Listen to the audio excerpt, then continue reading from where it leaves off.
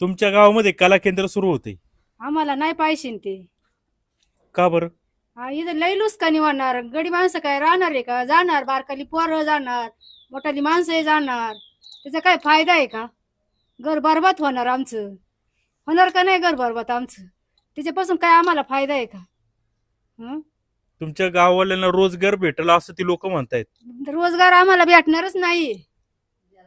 ज्याला भेटन त्यांना काय कायला पैसे दिलेले आहेत. त्यांची तोंड दडापलेली आहेत काय कायची.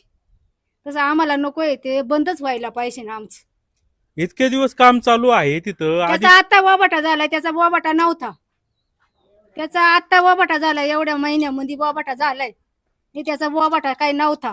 गपचूप चालू होतं. गपचित काम चालू असतो आसन ते काय म्हणायचं इथं बायांना कामं लागतील, गड्या माणसांना कामं लागतील, असं आम्हाला काय माहितीये.